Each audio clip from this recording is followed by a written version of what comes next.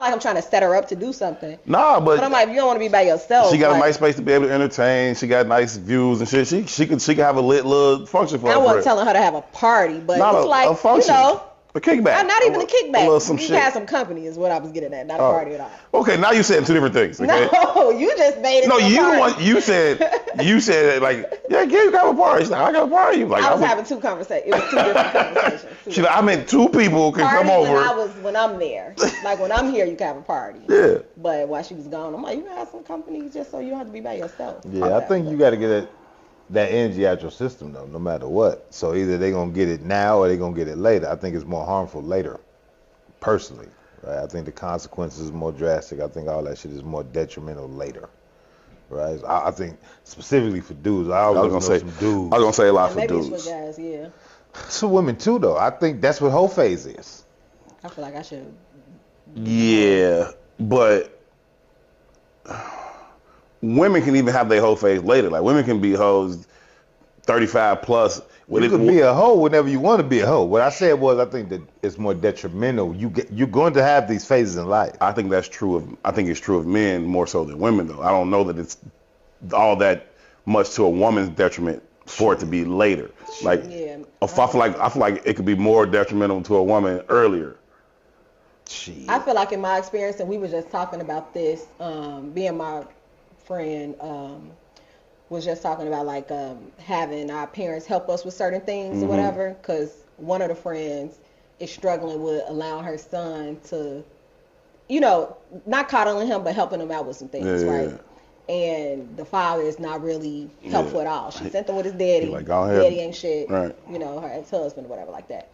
And we trying to, now this is also a friend that we had to encourage to let the reins go a little bit, right? Because she's been very like on them or whatever. And we like, they grown, you need to do the X, Y, Z. But at this point in time, I'm like, how much are you willing to, you know, because he's young, he's 22, like give him a little help.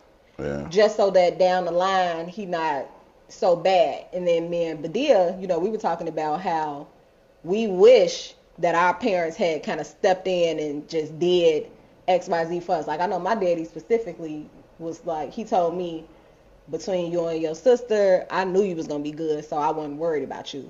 But I struggled like a motherfucker for like 10 years, you know, from the time I moved out to, or from even little shit like a sticker. What is it? A plate sticker. I wouldn't take. I had a $500 check every two weeks.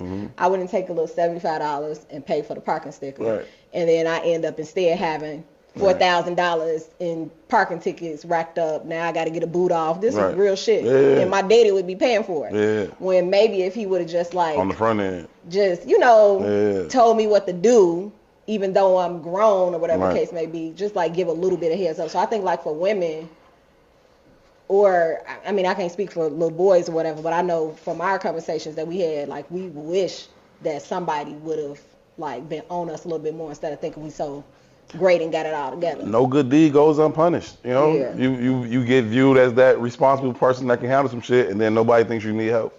Yeah. You know what I'm saying? Yeah. But I don't even think it's that. I think it's American culture, and I think you speak to this all the time. Like, you know, I don't know how you word it, but you're like the only species that kind of coddles its young, right? Yeah. Like, no, man. That's what I mean. Like, I had this epiphany one day, and it just was around sport, because Eric always played up, right? And again, I fell into the motherfucking trap too. It's so different out here. Right. And then run out one day, I'm looking at these kids he's playing up with, and I was like, I don't want him to be nothing like these niggas. Period. You know what I mean? And I was like, the truth, you can't raise no lion on no leash. It don't work that way, right? So you crippling these kids.